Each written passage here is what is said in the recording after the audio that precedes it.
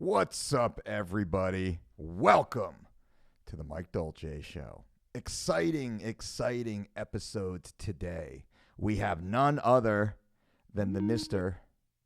Robb Wolf, and that was Rob actually just calling me, but I'm going to be calling you Robb Wolf. Holy smokes. Wow, buddy. Dude, that was brain surgery performed on a rocket. I don't think I have the bandwidth to continue on with this conversation. We got to reschedule now. Dude, sorry about that.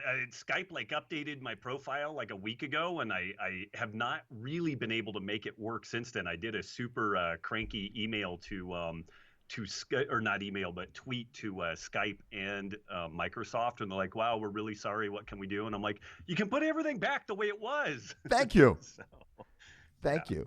That's all you asked for from Skype and Microsoft. You only asked for them to put it back together. No harm, no damages. I just wanted it back the way it was the week before. Just give me the old version of whatever Skype used to be, and I'll be happy. So, but I didn't get that. Yeah, and so everybody knows that's listening. Rob and I have had technical difficulties in communicating this morning, and hopefully that doesn't offer insight to how this conversation is going to go. Right. But you were foolish enough to ask me back again. So I mean, there is that. Every time we try to get out, you keep pulling us back in, Robb Wolf. But we're so happy to have you on. As always, you bring such great insights, such academic but practical experience when it comes to the world of health and fitness and performance and disease management. And God, there's so many other categories that you could sit in firmly as an expert. But more important than all that fuss, congratulations on the purple belt, my brother. That is amazing. Thanks, man. Yeah. That is just a sign that there is no quality control in the world. Dave Camarillo is clearly losing his grip on reality. So, yeah. Guerrilla Jiu-Jitsu has seen its best days. Now they're all behind him now. Yeah. They've jumped the shark now with the promotion of Robb Wolf. They jumped the shark and the orca both at the same time. Yeah. But thank you, man. Yeah, it's kind of funny when you first start mucking around in that type of stuff. You had a good wrestling background. I only had 2 years in high school. So when I first started messing around with jiu-jitsu, a purple belt was like Superman. They could do ridiculous stuff, and so it was kind of this thing that I never really thought was attainable, but you just show up consistently, avoid getting injured too often, and at some point you kind of chip into that whole experience. So yeah. And how long have you been training in jiu-jitsu, and then specifically guerrilla jiu-jitsu with Dave Camarillo? Oh man, so that's always a loaded question. My very first jiu-jitsu class was in 1992. Ooh, so OG. Yeah. But then the second class, I literally had 2 or 3 classes down at the Torrance Academy, right pre the beginning of the UFC and all that stuff. But I was really into Thai boxing at the time, and I kind of went the Thai boxing route instead of the jiu-jitsu route. And this was still really, really early on, and I didn't get a second week of instruction in Brazilian Jiu-Jitsu until 2007. So I mean, there was a pretty good gap in between there, and it was just really haphazard for me. I would get a week here, a month there, but the last 4 years have been pretty consistent, anywhere from 2 to 5 days a week. So really, it's been consistency over the last 4.5 years, and prior to that, just a deep desire to do it, but not really, finding it or having the schedule to accommodate it and all that stuff. It's amazing. And I wanted to highlight that right out of the gate, because that is the pursuit of something that's different. And it's the martial arts. And there's a mastery, a self-mastery when we participate inside the martial arts, as opposed to something that we might do because it's our job, or academics and the health and the fitness side, but someone who pursues what is a very I wanted to use the term selfish in the most positive aspect of that word again, and I'll fall back to mastery. When you, and specifically in combat sports and jiu-jitsu and guerrilla jiu-jitsu, I mean, my God, I don't know exactly that guerrilla jiu-jitsu is the gentle art, which is the benefit or the kind of evolution of where jiu-jitsu came from. Because you guys beat the heck out of each other. And I looking on your Instagram page, I mean, you're getting fingers in the eye, you're getting beat up, yet you keep showing up, and you show up so many times that now you're at the point of purple belt. And purple belt is typically considered to be a teaching belt inside the art of Brazilian Jiu-Jitsu. That's huge, man.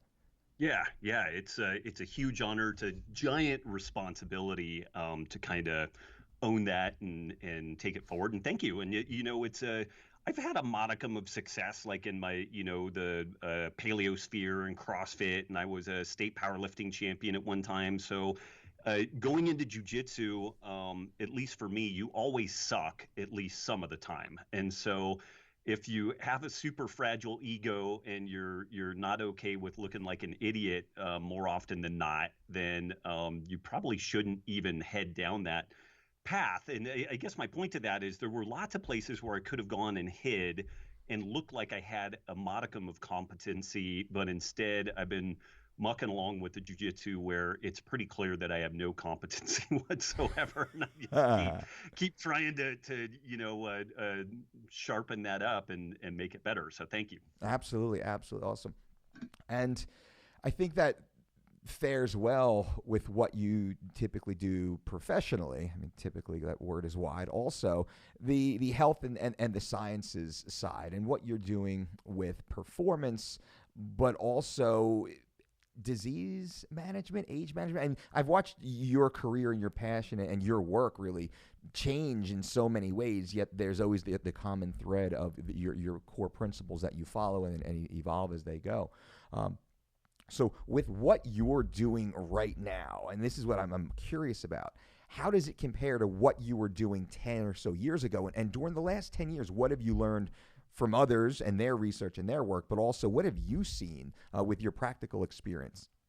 Oh man, I mean, it's kind of that classic Dunning-Kruger effect where you're new to something and you're pretty sure you've got it all figured out, and then as you start digging into it, you're like, oh, I don't actually know all that much about it. And so I don't know if you've seen that graph, like the graph of the Dunning-Kruger effect. It's pretty hilarious, and I just learned that situation and details really were huge. And although I do the best that I can to provide folks, these big general guidelines like go to bed earlier, get better sleep, eat whole unprocessed foods, there's a lot of detail beyond that. Do you do a whole unprocessed food could mean a ketogenic diet or a vegan diet or a vegan ketogenic diet. I mean, there's just like a zillion different interpretations along what all that stuff means. And so I've been struggling and doing the best that I can. It's almost like a microscope where you go super deep versus backing off and seeing the bigger picture.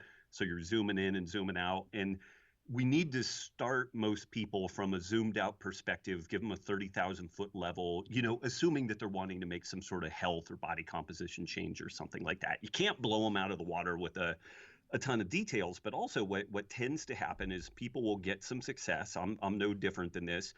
And then they assume that this success that they experienced applies to everybody, and the stuff becomes pretty much religious dogma.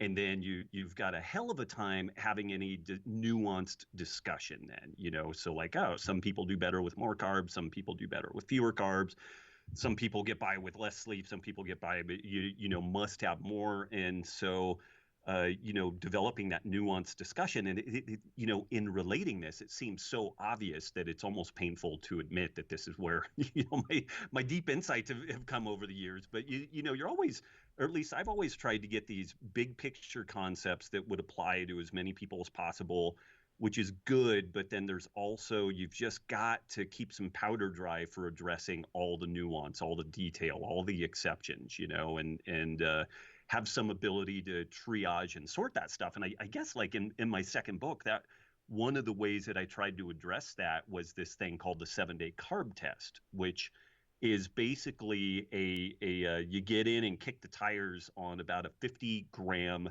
amount of carbohydrate. That might be like half of a bagel or 3 tortillas. It kind of depends on what the item is.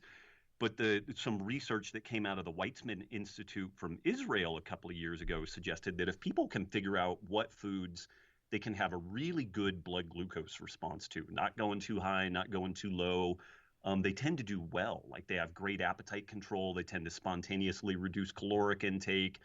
And what was interesting about that is my kind of old guard paleo keto crowd, when they saw that I was suggesting that people should test potatoes and white rice and bread and stuff like that, they were like, "You're selling out. You're terrible." And I'm like, "Just hold on, you know." What happens is, for a lot of people, like for myself, if I do a pretty good whack of white rice, my blood sugar goes to the moon. It crashes. I feel terrible. It's just not a good option for me. If I'm going to have white rice, it needs to be a pretty small amount, or I should just probably opt for something different. My wife, by contrast, we ran these experiments in parallel where we would eat the same meal, test our blood glucose at 1 hour and 2 hours and all this stuff. And even though she's 40 pounds lighter than I am, so you would assume that her blood glucose would go a little higher just because she's smaller than I am. My blood glucose topped off at 190 with a 50-gram portion of white rice. Hers barely got above 115. And so we've always kind of known that she's way more carb sensitive, way more insulin sensitive.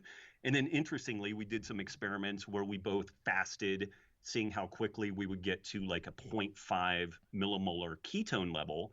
And my wife got into ketosis in like 8 hours. And so not only is she highly carb tolerant, she's also super metabolically flexible. And if she needs to fast or she shifts to a higher fat, lower carb diet, she just transitions straight into ketosis, and there's like no transitional hiccup at all. And I think that my wife is kind of the way that all human beings should probably be, where they should be metabolically flexible.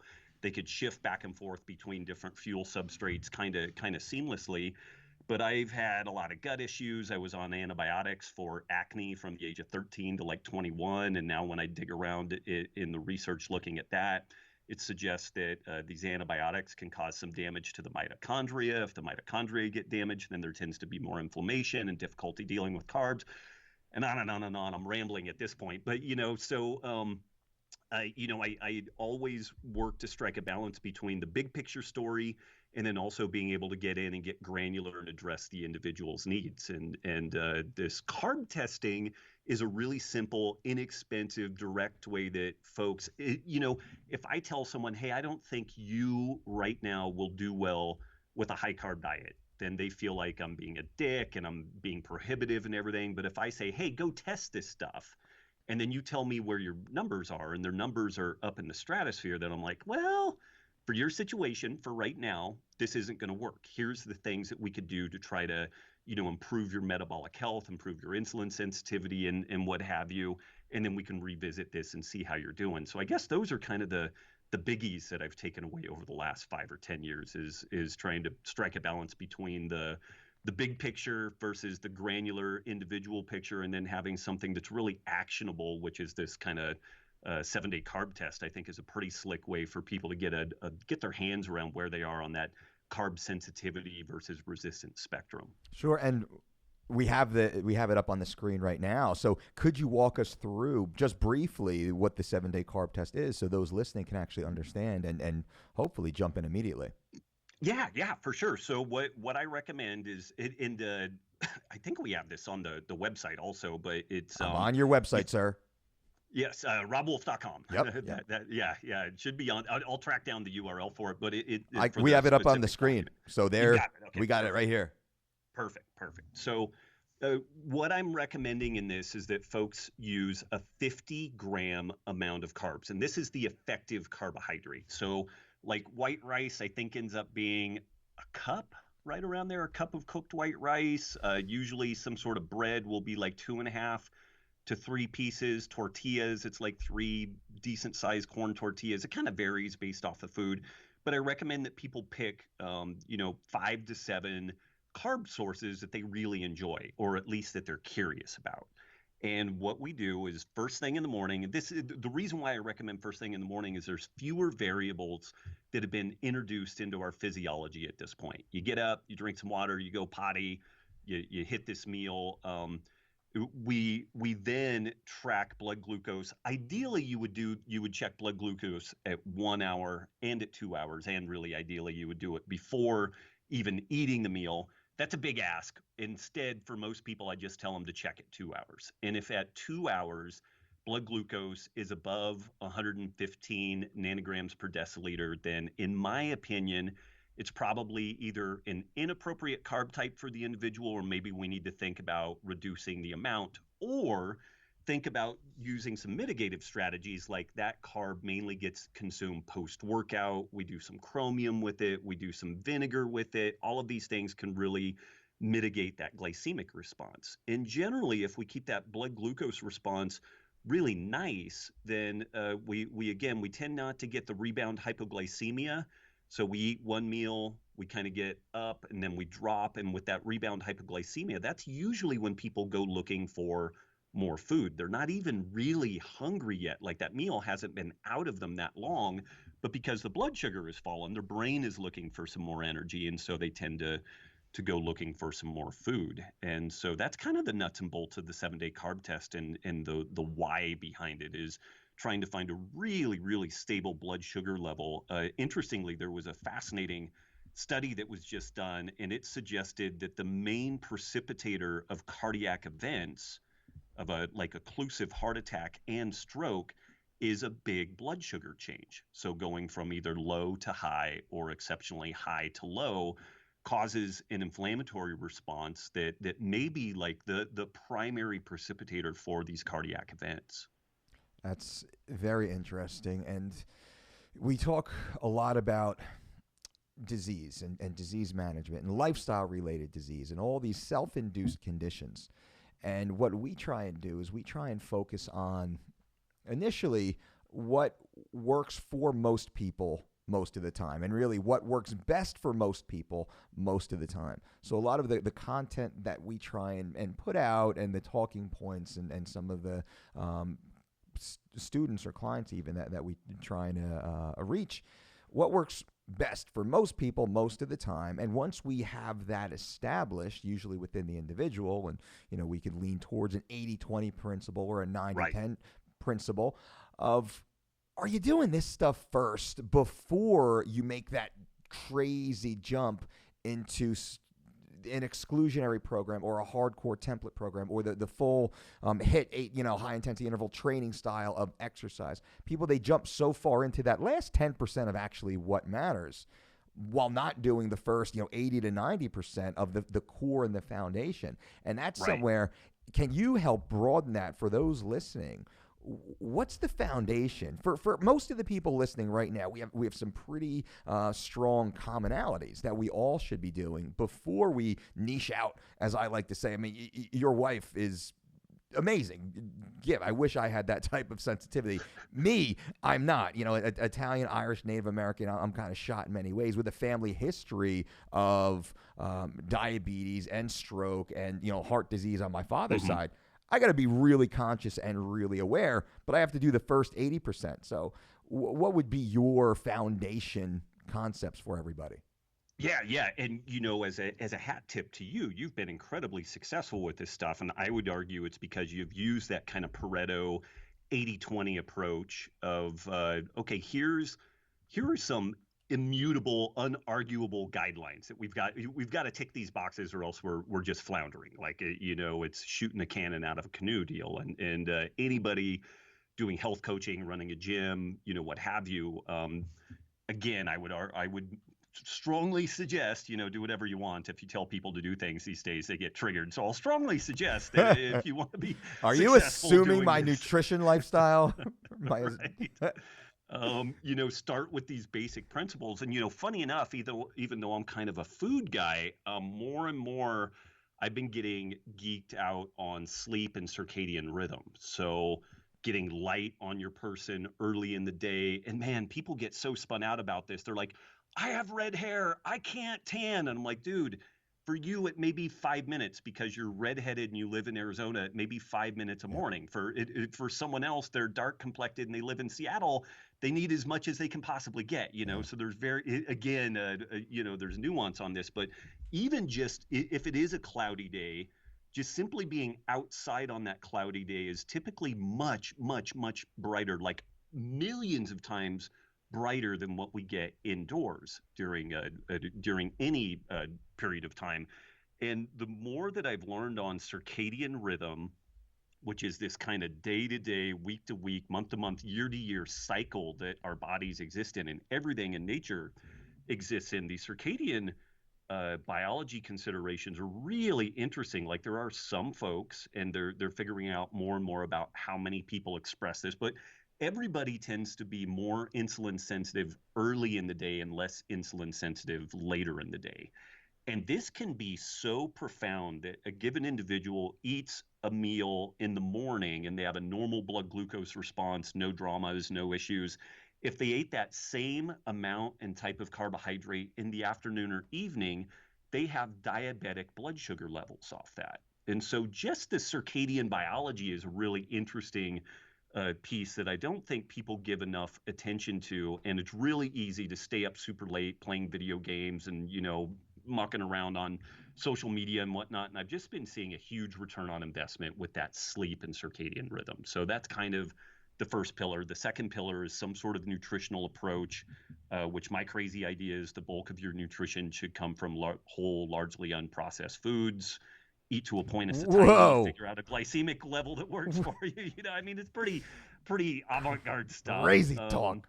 Yeah, I love to see people do some great movement. Nobody likes to exercise, so I've been calling it movement more. If I really had my preferences, I would love to see everybody resistance train at least twice a week, do a little bit of interval training, and then do a whole lot of just fun scampering around, so you get a mix of the fiber types, a mix of the metabolic pathways. And the main deal is that you're doing stuff that you like, so you continue to do it your whole life. And then that final piece is community. Like, there is it's a non-negotiable feature of our humanity that we've got to have significant human connections. And I think that this is where, like, CrossFit and martial arts, even the getting together with the guys and, either having coffee talk or beer drinking night, like, these things are really important for long-term health and happiness. A lot of the fanfare around the blue zones focuses a lot on the food and much, much less on the deep social connectivity that these folks have. And it's pretty well understood that people with inadequate social connectivity are at high increased risk of morbidity and mortality as a pack-a-day smoker. So we have sleep and circadian rhythm, we have food, we have movement, and then we have community. And for me, those are the really, non-negotiable. We've got to tick those boxes, and if we do tick those boxes, to your point, we've probably gone 90% down the road of anything you would ever get with regards to performance, body composition, anti-aging. Like, you could get so far out in the weeds, and the return on investment is so modest compared to just a very simple intervention like that, where we try to go to bed earlier, get up early, get out in the sun, get some sun on our skin, have some, good, loving relationships. In that relationship thing, not to get too far out in the weeds, but in my books and if I do a speaking gig, I really talk a lot about stress, but the main feature of stress that I see in most people's lives relates to finances, because they are living a champagne and caviar lifestyle on a beer and pretzel budget, and just trying to keep up with the Joneses, doing work that you don't like, et cetera, et cetera. Like, that is, out of all the stress that I see people struggle around, whether it's relationship or what have you, usually the key feature of that is a financial consideration. And so trying to help people get their heads wrapped around that. Not that I'm Tony Robbins or some sort of like a financial planning guru, but I've just noticed over the course of time that most of that social stress that people experience day to day is kind of a financially driven deal. Absolutely. And this is why you're brilliant, Robb Wolf, is because our philosophies are so dang similar. And I remember years ago you were on a show and someone had asked you something about, something Mike Dolce, and you said, I don't know exactly what Mike's doing, but about 90% of what we're doing is in harmony. And we would probably agree on 90 or 95% of the same things and concepts. And in what you're saying and your approach, and again, and we've talked before, we've kind of come from different backgrounds for sure, and a slightly different approach during core parts of our careers. But we have ended up at the same place in that rest and recuperation, we throw stress management into that, is utterly important. And depending on who I am today, I will argue back and forth with myself whether or not nutrition is equally or more important, slightly less, slightly more, or maybe the same. Intelligent yet consistent exercise. We love what we call LIST, low intensity, steady state, cardiovascular, walking. Start with 3 times a week, but God, if you can go 7 times a week, if you can get up and walk in the sunshine with no tech, in the beautiful, blue skies and cold days and warm days, with your daughter or your wife next to your side, or maybe alone, absolutely amazing. A little bit of resistance, 20 to 40 minutes, 2 to 5 times a week, depending on your goals. And the interpersonal communication, hold the door, for a stranger, say hello, give your wife a big hug and kiss, smile and be happy, that positive mental state. That's it. That's everything. And then we can peak you. What do you want to do in 3 months or 6 months? We can peak you for that. That's no problem. But all of this stuff, once all of this is in place, life becomes easy. And that's unfortunately where most people, they avoid that 90% plus, and they're looking for that 10%, niche area, and they jump to the niche area, and that's why we see what we see, which is, exponentially escalating obesity and all-cause mortality. Lifestyle-related illness and disease continues to increase at rapid rates, and nobody's doing what's easiest and what's most effective, which is just kind of jumping back a little bit, slowing it down, eating intentionally, getting good sleep, smiling when they get out of bed in the morning. Right. And moving through. How do we fix this? How do we jump in and get this moving? I might be a little bit of a buzzkill on that point. I think no matter how good of a job you do, no matter how good of a job I do, I don't think we're going to run out of the problem that we're facing here.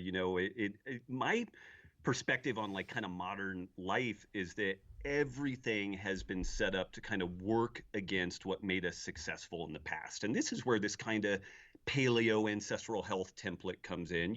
We were rewarded in the past for eating everything that wasn't nailed down and then laying down and taking a nap. And so and I would suggest that that's the case, and that most animals live by this thing called optimum foraging strategy. And it's basically this economics and energy accounting story, which is you've got to consume more calories and nutrition than you burn in acquiring that stuff. Otherwise you die. You basically run out of fuel. And again, you kind of have to step outside and think about the natural world, other critters living in the natural world, because people are so divorced from the natural world because of technology and culture and whatnot, which is good in many ways, but our fundamental biology is wired to eat everything that's not nailed down, rest, seek out novel experiences, whether that's food or whether that's technology. And the way that the modern food industry, the way that here's an interesting aside. The folks who make, say, Lay's potato chips, what's the tagline for Lay's potato chips? Bet you can't eat just one.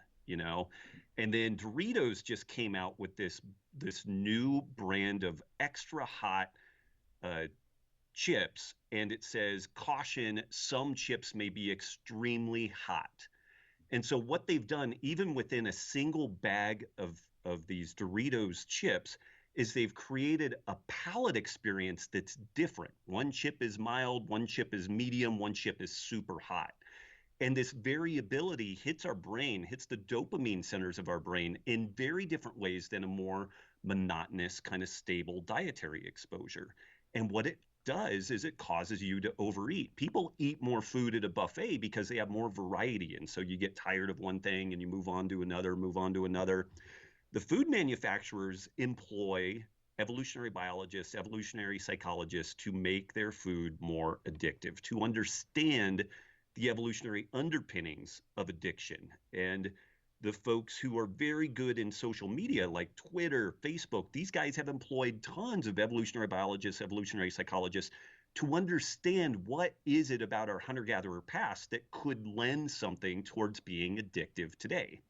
So the folks who are arguably profiteering from our suffering to some degree, and social media is a mixed bag. Some of it's good, some of it's bad, but there's clearly some challenges to it, but it's clearly kind of ticks the boxes of that addictive kind of features. A lot of the snack aisle foods hit those kind of addictive features, particularly if you can get a big variety of them. And that's going to be really, really hard to unpack all that stuff, because you're asking people to fundamentally be something other than what they are, which is human beings, which were genetically wired to eat everything that's not nailed down and then to rest. And that's a really good survival strategy pre-industrialization. It's a horrible survival strategy for today. And I think there are some folks that are able to kind of get in their logical brain a bit and rationalize this stuff, and then they're able to kind of set themselves up for success. But a lot of folks are just living their lives as they should be,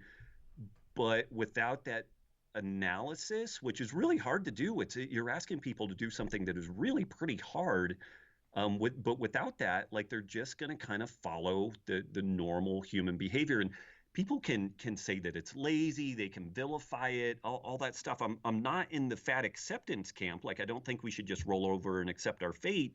But I also think that, vilifying people for this isn't really doing anything either. They're not doing something wrong. They're actually following coding that worked great in the past and doesn't work well now. And, at a cultural level, I think we just kind of need to acknowledge that. And then we've got some opportunity to kind of turn the boat in a different way. But I'm honestly not super. I mean, we're gonna save as many of them as we can, but I don't know that it's really going to be a super profound shift, honestly. And I don't want to come across as too much of a buzzkill, but it's just all of the incentives are aligned in a way that's going to make that change really challenging. So I think that we have, fortunately or unfortunately, incredible job security in this space. The problem is not going to be solved out from under us. That's for sure. Yeah, and that's unfortunate. No matter how hard you battle, it's like zombies. Unfortunately, I use that term respectfully. No matter how many zombies you're able to take out and maybe transform and get back to the side of the living, there's 3, there's 5, there's 15, there's 100. They keep coming with these lifestyle related challenges that 10, 20, 30 years from now where that person will end up if they follow this course. And no matter, we're screaming on the side of the road with signs and whistles and whatnot, just trying to pull them over and slow them down and give them the map to go in the right direction. And they don't. And we've seen a lot, and I think now our practice is shifting to a degree onto the psychological side without being psychologists or psychiatrists, but we definitely use motivational interviewing to try and get our community to better understand their actions. And we've been using the term, let's be mindful, let's be intentional. I'm not telling you what to eat. I want you to be mindful of why you're eating that and then how it makes you feel. And based upon that feedback, let's start to be intentional on doing the things that make us feel better, that make you happy when you're done eating, because we want to feel good after a meal. But we want the energy so we can go and perform other things that feel good, be better at work, be better at home, be better on this athletic field, just whatever you're doing, be better gaming. That's fine. That's no problem. It's getting the people to understand that they're the root cause of all these issues. It's not because they're not following the right plan or taking the right product or training in the right shoes at the right speed at the right time of day. It's simply because the other, thousands, 3,000, 6,000, 10,000 decisions they make during that day aren't exactly in their best interest, and they skew off. So we've really been focused on the mindful side. Have you had success, or what type of success have you had with your massive base? I mean, tens of thousands, hundreds of thousands probably of people you've personally been involved with, and then your, lure spreads to the millions and tens of millions for sure. What have you seen as the largest commonality of getting people to make that switch and start doing the Robb Wolf type things, the better things for them? That's not a macro program. It's not a pill. It's not one of the quick fixes. Right. And, I think that you're just bang on with this. What's interesting for me, again, I'm kind of a geek. We'll probably be down to like 3 people listening to this, and 2 of those people will have passed out and fallen asleep drooling on themselves. But it'll be our wives. The evolutionary psychology, the kind of neurobiology of this stuff is interesting. And so we have this ancient area of our brain, the hedonic center, that is involved in reproduction and seeking out food and fight or flight and all that type of stuff. And then we have this logical forebrain, which is where we do math and most of our language processing occurs. And those two areas of the brain are very, very different, and they don't really handshake that well. They're like, there's not actually great communication between the two of them. And so much, like you will have folks like the person who's smoking, but they're smoking through a trach hole, like they're gonna die, they've got emphysema, and you're like, dude, why don't you just stop? And they're like, I don't know, I just can't stop. And this is, they've got an addictive process going on. That hedonic center of the brain is overriding the logical part of the brain and causing them to do a behavior that's injurious to them. And overeating definitely fits into this. Lack of exercise can fit into this, but the food part is particularly true. But what's interesting is some early neuroscience studies around like meditation, particularly this kind of Tibetan meditation, transcendental meditation. What's interesting about that is it provides a context where the logical brain can start getting a sense of what the emotional brain is up to. And so it's like, you have this self-talk or whatever, it's like, I'm hungry, or I'm not good enough, or whatever the self-talk is. And if you can get the people to hit a point where they're like, okay, I see that and I let it go. I see it and I let it go. They're not attached to whatever that self-talk is. And then over the course of time, some training, they're actually able to get some control over that process. And so I think, again, kind of convergent evolution, both you and I probably started off earlier in our career, much more mechanistically, protein, carbs, fat, this amount of calories, boom, boom, boom, this many days a week training. That stuff's all still important up to a point. But if you are trying to move the needle and get a higher percentage of people to just adhere to something basic, and you start digging into that, then it's really this self-talk area, which is really hard for me to talk about. Like, I have the emotional acuity of like a snail. Like I literally had my 23andMe genetic testing done, and I am like 6 standard deviations below the norm in like empathic ability. Like I see somebody run headfirst into a wall, I'm like, oh, that sucks, and I just don't really like feel anything with it. I'm kind of a knucklehead that way. But it's taken an enormous amount of time to reach this spot where I'm like, oh, okay, this emotive inner life is really where the rubber hits the road. And some people, they roll into a CrossFit gym. The CrossFit coach says, hey, I want you to do this, that, and the other for your nutrition. You've delineated that these are your goals. This is what we're going to do for training. The person's like, aye, aye, captain. They jump on board and they're off and running. A certain percentage of other people, you got to beg and cajole and threaten, and eventually they kind of roll over and do what you're suggesting, and they're like, oh my God, this is great, it works well. And then there's another cross section of people that you never reach, and it's that cross section that we don't really ever reach, or is challenging to reach, that I think that this kind of almost meditative process is necessary. Like, they've got to get some control using that logical element of the brain to intervene on that emotive side, to just recognize it, to acknowledge it, but not let it run their lives. But holy smokes, man, like that again is a big ask. Like, I do think that's where the emphasis lies. And again, apologies, I'm just like tangent guy today, but I've been at 4 or 5 different totally unrelated events. Like, one thing was an evolutionary medicine conference, another thing was like this kind of big wig investor group with people like at Angel List and all this stuff, just a really random assortment of events.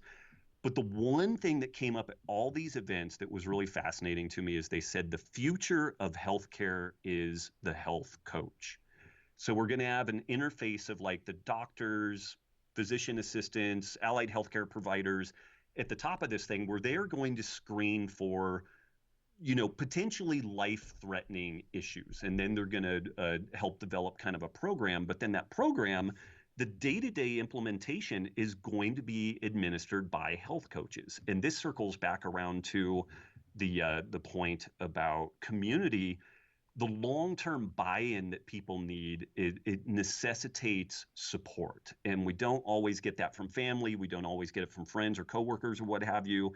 And the models that are emerging, like there's Virta Health uses a health coaching kind of format with a ketogenic diet for type 2 diabetics. There's another, oh man, I'm blanking on the name, IATRA, I want to say, or something like that. It's in Colorado, they don't actually have a specific dietary philosophy they use, but they use really solid health coaches who do the motivational interviewing and whatnot, and they work with type 2 diabetics. And it is shocking the results that they're getting, because they're able to keep people accountable, keep them in their body, help to address all these, kind of biologically driven desires to eat everything that's not nailed down. And so I do think over the course of time, we will get a little bit of a handle on this, and medicine's going to look very, very different than what it does now. Like the 20th century was all about dealing with infectious disease, which was really lent itself to, here's a pill, go home, take it on this schedule, and your infectious disease is going to be dealt with. But with chronic degenerative disease, whether it's cancer, diabetes, Parkinson's, Alzheimer's, that's a matrix-driven process. It's diet, lifestyle, community, stress, gut microbiome, and you're not really going to, a prescriptive process doesn't really lend itself well to dealing with that. And so we're going to have an integrated approach, which I think the health coach is going to end up being a really key feature of that. That's it. That makes sense, right? And shoot, like you said earlier, it's not like we're going to run out of clients. We're actually getting more and more clients every day, and that's the sad state of it. Now, we only have a few minutes left, and I really, really appreciate you taking your time this morning to speak with us. But I wanted to ask you, and this will be a fun one, a little cliche, but I think valid. If you could go back 20 years and tell the equally young and fit Robb Wolf a piece of knowledge, of information that has anything to do about anything, what could you tell that young version of yourself?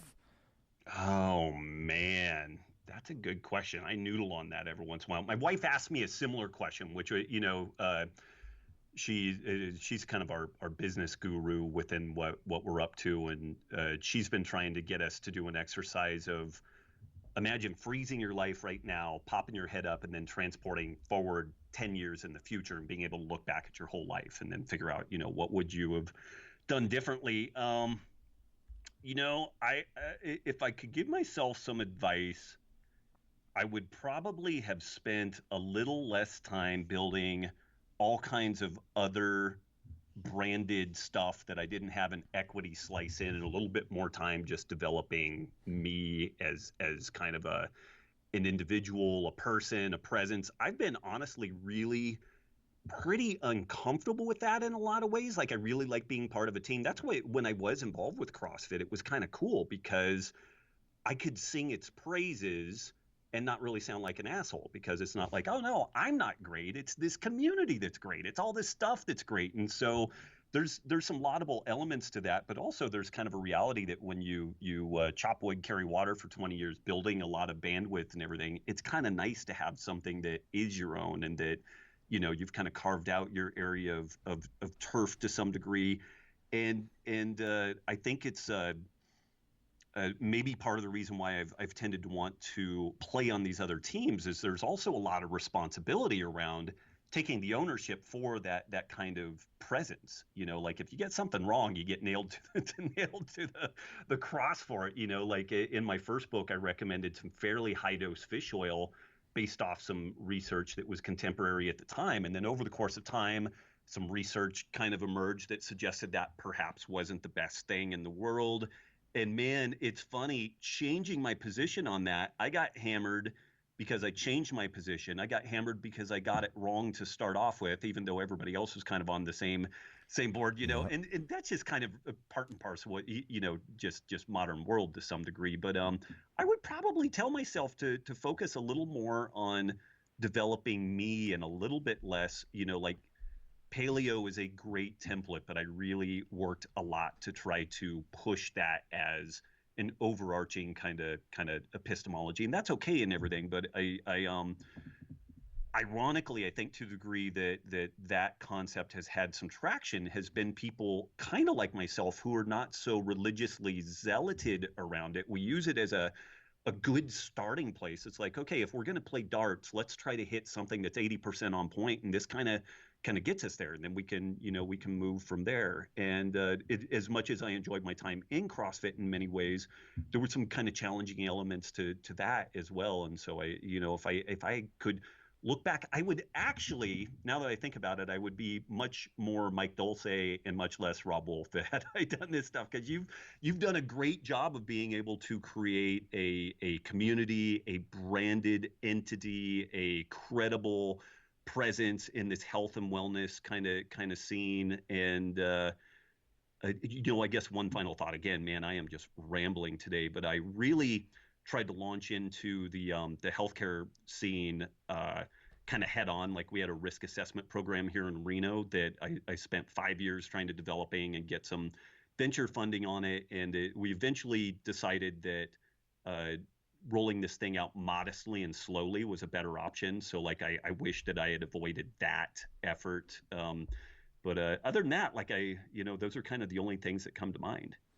What I'm hearing, Robb Wolf, is put your dreams first, put yourself first, put your passion, your drive first, and with that, you just sweep up like-minded individuals that move forward. And that's just me. That's what I'm getting out of what you're saying here, and I agree.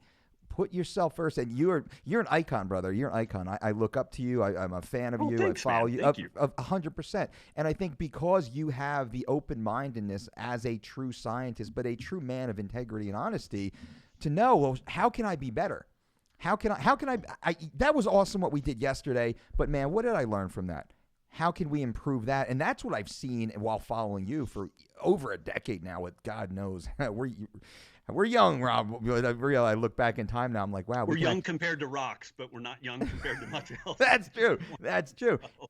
And that constant pursuit. Buddy, I really appreciate you being here. Thank you so much, Rob. Everybody will go, and we gave the shout out of all of your contact points and books and everything that you're doing. RobbWolf.com, that is the go-to place. You have to go on there at least once a day and just stay up to date with what Rob is doing and his team is doing.